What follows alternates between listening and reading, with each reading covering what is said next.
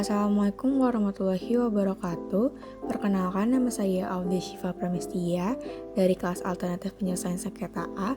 Pada kesempatan kali ini, saya akan menjelaskan materi sebagai pengganti ujian akhir semester mengenai bentuk-bentuk alternatif penyelesaian sengketa. Pertama-tama, kita harus mengetahui apa sih yang dimaksud dengan alternatif penyelesaian sengketa. Berdasarkan pasal 1 angka 10 Undang-Undang Nomor 30 Tahun 1999 tentang arbitrase dan alternatif penyelesaian sengketa, bahwa alternatif penyelesaian sengketa adalah lembaga penyelesaian sengketa atau beda pendapat melalui prosedur yang disepakati para pihak, yakni penyelesaian di luar pengadilan dengan cara konsultasi, negosiasi, mediasi, konsiliasi, ataupun penilaian ahli. Selanjutnya, ada faktor-faktor pendorong terjadinya alternatif penyelesaian sengketa di Indonesia. Yang pertama, adanya perdagangan bebas.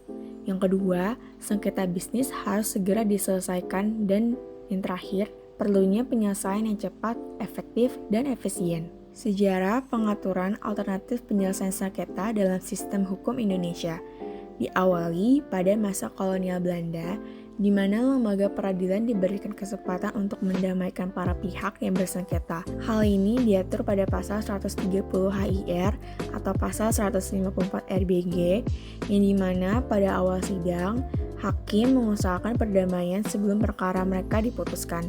Dan pasal 20 HIR atau pasal 154 RBG atau pasal 31 RV. Penyelesaian sengketa ini melalui jalur damai merupakan bagian dari proses penyelesaian sengketa di pengadilan. Lalu, peraturan semakin dikembangkan yang dimana pengaturan alternatif penyelesaian sengketa dalam sistem hukum Indonesia diatur mulai dari Undang-Undang Nomor 30 Tahun 1999 tentang arbitrase dan alternatif penyelesaian sengketa. Lalu, Peraturan Pemerintah Nomor 54 Tahun 2000 tentang lembaga penyedia jasa pelayanan sengketa lingkungan hidup di luar pengadilan.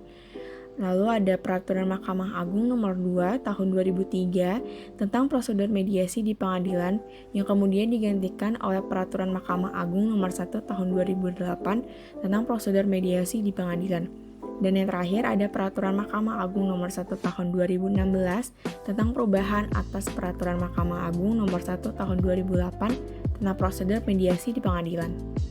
Selanjutnya, apa sih definisi dari sengketa itu? Jadi, sengketa adalah suatu situasi di mana ada pihak yang merasa dirugikan oleh pihak lain. Pihak yang merasa dirugikan menyampaikan ketidakpuasan ini kepada pihak kedua, dan apabila pihak kedua tidak menanggapi dan memuaskan pihak pertama, serta menunjukkan perbedaan pendapat yang dapat diawali adanya kontrak maupun tidak diawali kontrak. Lalu di sini terdapat 6 bentuk dari alternatif penyelesaian sengketa. Ada konsultasi, penilaian ahli, negosiasi, mediasi, konsiliasi, dan arbitrase. Konsultasi adalah tindakan yang bersifat personal antara satu pihak tertentu yang disebut dengan klien dan pihak lain yang merupakan pihak konsultan yang memberikan pendapatnya kepada klien tersebut untuk memenuhi keperluan kliennya tersebut. Dan klien sendiri bebas untuk menentukan sendiri keputusan yang akan diambil untuk kepentingannya sendiri. Walau demikian, tidak menutup kemungkinan klien akan dapat mempergunakan pendapat yang disampaikan oleh pihak konsultan tersebut. Berarti, dalam konsultasi, yang dimana sebagai suatu bentuk peranata alternatif penyelesaian sengketa, peran dari konsultan dalam menyelesaikan perselisihan atas sengketa yang ada tidaklah dominan sama sekali. Konsultan hanyalah memberikan pendapat hukum, sebagaimana diminta kliennya, yang untuk selanjutnya keputusan mengenai sengketa tersebut akan diambil sendiri oleh para pihak, meskipun ada kalanya pihak konsultan juga diberikan kesempatan untuk merumuskan bentuk-bentuk penyelesaian sengketa yang dikehendaki oleh para pihak yang bersengketa tersebut. Penilaian ahli atau pendapat ahli yang merupakan suatu keterangan yang dimintakan oleh para pihak yang sedang bersengketa kepada seorang ahli tertentu yang dianggap lebih memahami tentang suatu materi sengketa yang terjadi. Selanjutnya, negosiasi. Negosiasi merupakan sarana bagi para pihak untuk mengadakan komunikasi dua arah yang dirancang untuk mencapai kesepakatan sebagai akibat adanya perbedaan pandangan terhadap sesuatu hal dan dilatar belakangi oleh kesamaan atau ketidaksamaan kepentingan di antara para pihak. Dari hal ini, negosiasi sendiri adalah salah satu cara untuk mencari penyelesaian masalah melalui diskusi atau musyawarah secara langsung antara para pihak-pihak yang bersengketa yang hasilnya diterima oleh para pihak tersebut. Tujuan dari negosiasi sendiri yaitu yang pertama membuat kesepakatan di mana dengan mempengaruhi pihak lawan untuk memberikan atau melakukan sesuatu dalam sebuah persetujuan atau kesepakatan, di mana pihak yang lebih banyak memberikan persetujuan diharuskan untuk memberi lebih banyak. Demikian pula sebaliknya, pihak yang mendapatkan persetujuan akan memperoleh lebih banyak. Lalu yang kedua, membangun hubungan lebih panjang, di mana hal ini salah satu keterampilan inti dalam melakukan negosiasi. Dengan kemampuan menciptakan hubungan yang kuat dengan mitra kerja atau yang sering disebut sebagai lawan negosiasi dalam sebuah kesepakatan yang dapat diterima oleh kedua belah pihak. Dan yang ketiga, yaitu membuat lebih banyak kesepakatan atau perjanjian. Lalu, ada prinsip-prinsip dari negosiasi. Yang pertama, adanya kepercayaan atau amanah. Yang kedua, dapat memisahkan pribadi dan masalah. Yang ketiga, dapat memfokuskan pada substansi bukan posisi. Yang keempat, kreatif dalam mencari opsi atau pilihan.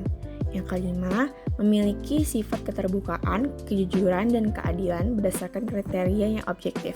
Dan yang terakhir, dapat menjauhi sikap yang manipulatif. Mediasi.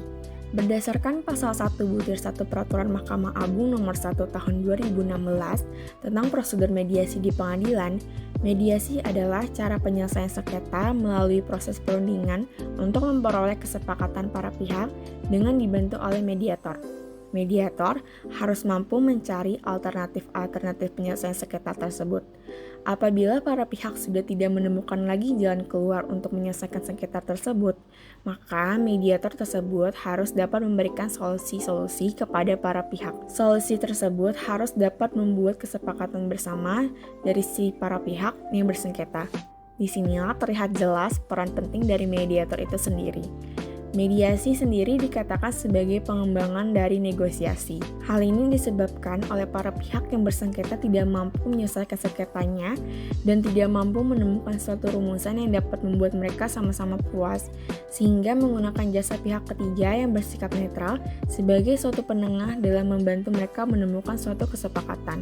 Di slide sebelumnya disebutkan kata mediator, di mana mediator sendiri merupakan pihak netral yang membantu para pihak dalam proses perundingan guna mencari berbagai kemungkinan penyelesaian sengketa tanpa menggunakan cara memutus atau memaksakan sebuah penyesalan.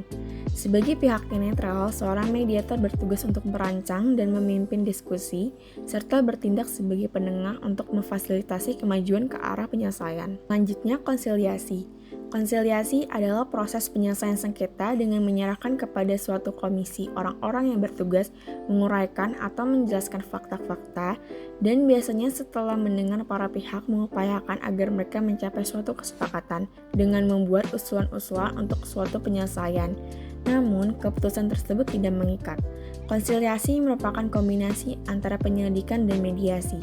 Pada praktiknya, proses penyelesaian sengketa melalui konsiliasi mempunyai kemiripan dengan mediasi. Pembedaan yang dapat diketahui dari kedua cara ini adalah konsiliasi memiliki hukum acara yang lebih formal jika dibandingkan dengan mediasi. Karena dalam konsiliasi ada beberapa tahap yang biasanya harus dilalui, yaitu penyerahan sengketa kepada komisi konsiliasi. Kemudian, komisi akan mendengarkan keterangan lisan para pihak dan berdasarkan fakta-fakta yang diberikan oleh para pihak secara lisan tersebut, komisi konsiliasi akan menyerahkan laporan kepada para pihak disertai dengan kesimpulan dan usulan penyelesaian sengketa. Adapun perbedaan antara konsiliator dengan mediator, di mana konsiliator memiliki peran intervensi yang lebih besar daripada mediator. Dalam konsiliasi, pihak ketiga atau konsiliator ini secara aktif memberikan nasihat atau pendapatnya untuk membantu para pihak dalam menyelesaikan sengketa, sehingga para pihak memiliki kebebasan untuk memutuskan atau menolak syarat-syarat penyelesaian sengketa yang diusulkan. Sedangkan, mediator hanya mempunyai kewenangan untuk mendengarkan, membujuk, dan memberikan inspirasi bagi para pihak. Mediator tidak boleh memberikan opini atau nasihat atas suatu fakta atau masalah, kecuali diminta oleh para pihak. Selanjutnya, kita akan membahas mengenai arbitrase.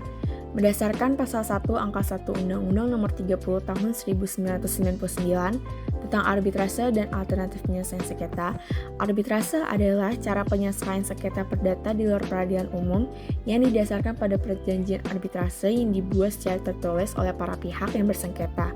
Dari definisi tersebut, ada 3 hal yang dapat dikemukakan dari definisi yang diberikan, yaitu arbitrase merupakan salah satu bentuk perjanjian.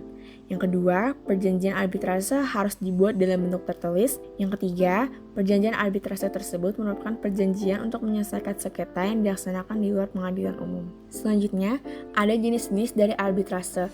Ada 2 jenis, yaitu arbitrase ad hoc atau arbitrase volunteer.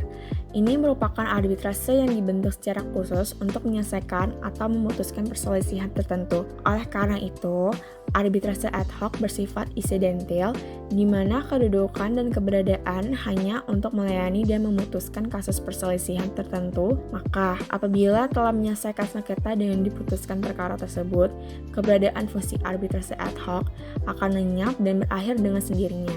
Dan yang kedua, ada arbitrase institusional, yang merupakan suatu lembaga atau badan arbitrase permanen yang dikelola oleh berbagai badan arbitrase berdasarkan aturan-aturan yang mereka tentukan sendiri. Saat ini dikenal berbagai aturan arbitrase yang dikeluarkan oleh badan-badan arbitrase seperti Badan Arbitrase Nasional Indonesia atau BANI maupun yang internasional seperti The Rules of Arbitration dari ICC di Paris dan The Arbitration Rules dari ICSID di Washington, di mana badan-badan tersebut mempunyai peraturan dan sistem arbitrase sendiri-sendiri. Perjanjian arbitrase. Perjanjian arbitrase adalah kesepakatan berupa klausul arbitrase yang tercantum dalam suatu perjanjian tertulis yang dibuat para pihak sebelum timbul sengketa, atau suatu perjanjian arbitrase tersendiri yang dibuat para pihak setelah timbul sengketa. Selanjutnya, dalam praktik ada 2 bentuk dari klausul arbitrase, yaitu yang pertama Pactum de Compromitendo dan Compromise Acte. Dari segi yuridis, kedua klausula arbitrase ini adalah sama. Yang membedakan kedua klausula ini adalah waktu pembuatan dari klausula arbitrase itu sendiri. Klausula arbitrase dalam bentuk Pactum de Compromitendo ini dibuat sebelum timbulnya sengketa.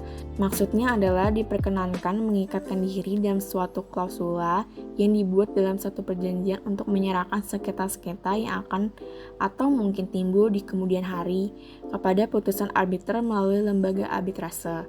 Sedangkan Compromise Acte adalah suatu klausula arbitrase yang dibuat secara tertulis oleh para pihak yang bersengketa setelah timbulnya suatu sengketa. Sehingga Compromise Acte ini tidak berada dalam satu perjanjian sama dengan perjanjian pokok, melainkan dibuat tersendiri di luar dari perjanjian pokok, di mana ada persetujuan maupun kesepakatan dari para pihak terlebih dahulu untuk menyelesaikan sengketa atau perselisihan melalui lembaga arbitrase, baru akan dibuatkan suatu perjanjian yang intinya berisi klausula akan menyelesaikan perselisihan maupun sengketa para pihak melalui lembaga arbitrase. Compromise Acte sendiri bertujuan menghindari penyelesaian melalui jalur pengadilan, sehingga Compromise Acte ini ialah suatu akte yang berisi aturan penyelesaian perselisihan yang telah timbul di antara orang yang berjanji. Sekian penjelasan materi dari bentuk-bentuk alternatif penyelesaian sengketa. Mohon maaf apabila ada kesalahan maupun kekurangan. Terima kasih sudah menonton video materi ini. Assalamualaikum warahmatullahi wabarakatuh.